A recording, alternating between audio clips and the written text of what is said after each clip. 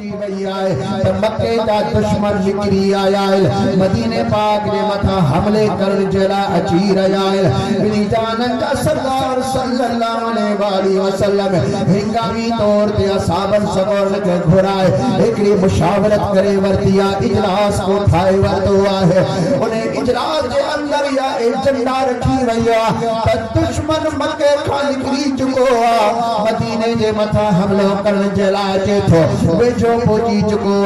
मशहूर कयो मीटिंग कयो त छा बचाओ करण खबे मुख्तलिफ राया आया लेकिन साबिन सकोरन जी अक्सरत राय या हुई किबला असा मदीने जे शहर में रही करे इनन सा मुकाबलो कयो त असा इतरा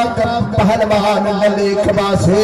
पर जेकर असा बाहर मैदान पे निकरी अचो तात इनन के असा जे पहलवानी जी खबर पड़ी वने इनन जे ताकत के भी असा आजमायो दिसो ये बुज़दिल केतरी ताकत रखण वारा है जो अल्लाह जे रसूल है अल्लाह जे लश्कर सा विढ़ण जे लाए काह करे आया है हल्ला करण जे लाए आया है बड़ा मुंजा दोस्तों या गाल तय थी वई त जबल उहद में हली करे असा इनन सा जंग कंदा से बुहार हटाईदा से इनन के असा पोइते हटाईदा से मदीनतुल मुनव्वरा में काफिरा के दाखिल थड़ को नलीदा से महबूब सल्लल्लाहु अलैहि वसल्लम फरमायो ओ मुझा सहाबियो दुश्मन बेचो अची चुको जल्दी कयो देर न कयो इशा का बाद जो टाइम हुआ मीटिंग कई वई हुई असाबन अर्जन कयो अर्ज कयो किबला साई असा हिन वक्त में हाजिर आयो किबला असा जल्दी निकली था जो जे हुक्म हुजे असा बिगैर जिरहन तलवारन जे भी निकली पवदा से पर जे इजाजत मिलती त सा फुल तैयारी करे पंजे घर का बाहर निकली अचो हुजूर सल्लल्लाहु अलैहि वसल्लम ने फरमायो जल्दी तैयारी करे वठो जिनी जानन जो सरदार सल्लल्लाहु अलैहि वसल्लम ने भी पान पंजे नाज़ुक बदन के मथा जरह पाए आया नूरानी ताज के मथा खोद मुबारक रखी आया हाथ में नेज़ो तलवार भी खड़ी आया कमान पंजे मुल्हे में लड़काए करे अल्लाह के नाले के बुलंद करने जे लाए बाहर निकली आया इरशाद फरमाते जल्दी बनो मदीने आस पास तमा ऐलान दियो त अल्लाह जो रसूल है उन जा सहाबी अल्लाह के दुश्मनन के मुकाबले में निकली आया है और रब जा लश्करो तमा भी जल्दी निकली अचो मुझा दोस्तों इयो पढ़ो सके मदीने पाक में हलंदो रहो आखिरकार एड़े घर के मथा वनी पड़ो पोतोआ जो उन घर में घोट कुवार प्यार हल शादी की पेरी पेरी रात नालो घोट जो सैयदना हंज़ला रज़ी अल्लाह तआला अन्हु उन्हीं जे कन ते जना यो का कौल पोतोआ इयो पड़ो पोतोआ पंहिंजे घरवारी सा प्यार मोहब्बत जूं ॻाल्हियूं करे रहियो हो ओ जो पढ़े ॼण वारे अचे चयो ओ अल्लाह जा लश्कर ओ सुने महबूब जा उम्मतियो अज अल्लाह जो रसूल सिरे बदन दे वेड़े खोद मुबारक पाई करे मैदाने काले सार के तरफ पंहिंजो पान बगी रहा है उन्हीं जे तरफ का मकासद थी आयो आया त जाथे भी अल्लाह जा माना आहिनि जल्दी निकरी अचो छो जो सूर्य जो सल थियो काहलती जेड़ियों बजत पियो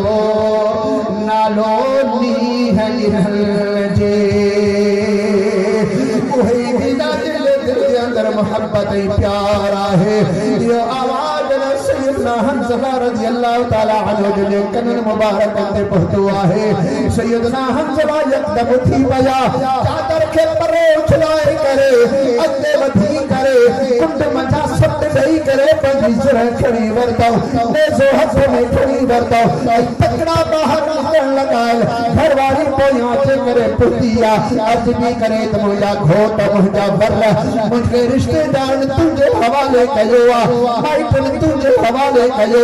अल्लाह रसूल जे नाले साण तुझे लाइ मां हलाल थी आया तू मैदान कारेसार में वञी रहियो आ खबर नाहे त वरी मुलाकात थे अले कान थिए छो जो तू एड़े परदेस ते वञी रहियो आ एड़े तरफ वञी रहियो आ कंहिंखे गारंटी नाहे त को पंज सोल पंज ठीक ठाक थी करे वापस मोटी ईंदो मुमकिन आ त तुझी उते शहादत मुक़द्दर हुजे तू वञी रहियो आ पर थोड़ी देर त दर्स अञा तो साण के कुर्ब जो कचहरियों करणियूं आहिनि प्यार जाए पालो जो ॻाल्हियूं करणियूं आहिनि लेकिन सैयदना हंज़ला पिया फरमाइनि ओ मुंहिंजी प्यारी घरवारी बेशक रात तो साण मोहब्बत जो वचन थियो आ तो साण मुंहिंजो रात निकाह थियो आहे पर इहा ॻाल्हि यादि रखिजे त अलस्तो बि रब्बिकुम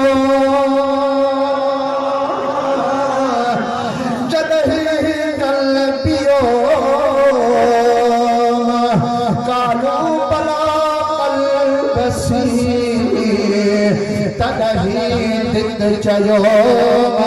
तही मेर कयो वचन दे ही चलसी उन्हीं दी कवठी मामा जे महबूबन सा वचन करे छयो आहे तजे करे मुंहिंजी दिल उन्हनि जे हवाले आ मुंहिंजी जान भी उन्हनि जे हवाले आ और मुंहिंजी रानी मुंहिंजे विच में रसूलुल्लाह जे फरमान जे विच में जो हायर न थी छॾे त मां महबूबा जे फरमान ते वञी हाज़िरी दिया घरवारी पी जवे थोड़ी देर भला तरस मां पानी मोरेस जे अंदर रखा गुस्ल करे त पोइ ॿाहिर वञ ईअं तूं वञी रहियो आ सैयदना हंज़ला पिया फरमाइनि जेकरा गुस्ल कया मता देर न थी पवे मता अल्लाह ताला जो मुझे नाराज़ को न थी वञे त मुंहिंजो सुहिणो महबूब नाज़ुक बदनी मुंहिंजो यार तो पाण सिर वेड़े करे मैदान कारेसार में पहुतो आ ऐं तव्हां पंहिंजे साहिब सां गॾु घरनि में वेठा आहियो तंहिंजे करे इहो ॾोरापो मूंखां बर्दाश्त को न थींदो मुंहिंजा महबूब जॾहिं विया आहिनि मुंहिंजी जान भी उन्हनि जे हवाले आ मुंहिंजी जिंद भी उन्हनि जे हवाले आ मुंहिंजा दोस्त मुंहिंजो सभु कुझु महबूबनि जे मथां कुर्बान आहे सैयदना हंज़ला रज़ी अल्लाह ताला अन्हु पंहिंजो नेज़ो हथ में खणी करे दरवाजे खां ॿाहिरि निकिरनि पिया एॾे त शौक़ सां निकिरनि पिया एॾी त मोहब्बत सां जीअं जो दरवाजे खां ॿाहिरि निकिता नेज़े खे लोॾो ॾेई करे झप हणी करे अॻिते बिख वधाए हली रहिया आहिनि मुंहिंजा दोस्त अहिड़ो मंज़र सुहिणे लाल लतीफ़ सरकार से बयान फरमायो आहे लतीफ़ सरकार से फरमायो त आशिक अजल समो यारो ऊंची घाट अचन लेसे ठानी हजे तासे पाण नटल कुसल कुर्ब जल मरण दिल मुशाहिदो नारे तकबीर बड़े बड़े नारे रिसालत नारे तहकीक नारे हैदरी तो जो पीर वो जो पीर जमात आले सुन्नत ये मौत के मारी दो नाए बल्कि मरण जो मुशाहिदो आहे उसने जो कुर्ब हो दो आहे हमेशा जी जिंदगी के मिली भी दिया हबीब करीम ने फरमान ते वनी रहा है इन्हीं जान के सरकार ने फरमान ते मैदान कारेसार में सैयदना हंज़ला पहुंचा उते काफिर इंसान ढूंढा रहा आखिर शहादत के दरिए ते पहुंची वया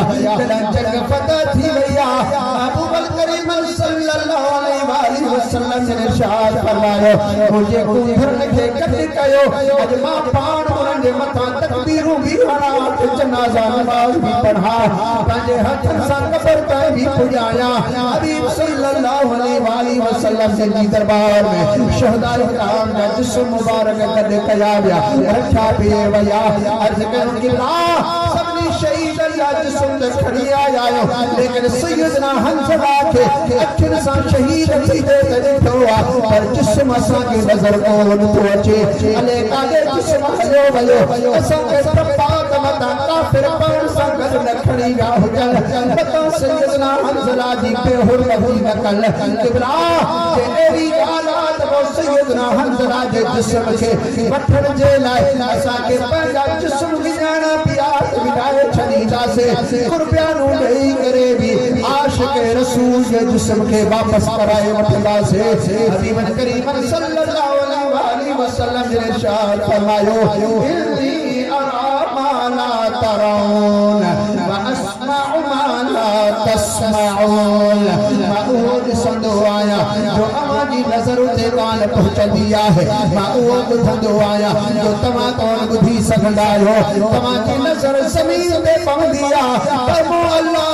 के हबीब की नजर अर्श अल्लाह भी किरास करे दिया है मानसी रहो आया मुझे हंजला के मलाइका जन्नत मस्जिद के अंदर आप कौसर में जाऊं गुस्ल सराए रहा है अल करीम मुझे हंजला के वापस जमीन पे खड़ी अची रहा है अभी मन फरमाए हाने बनो दिसो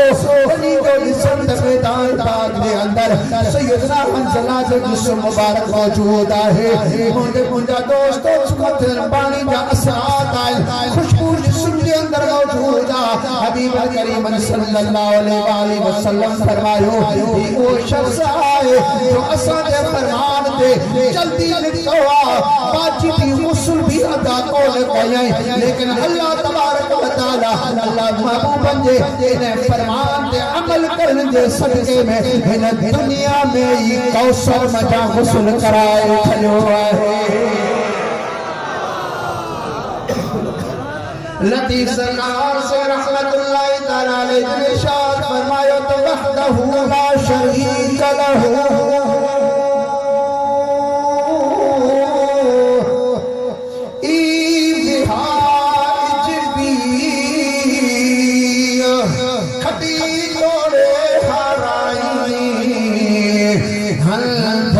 जो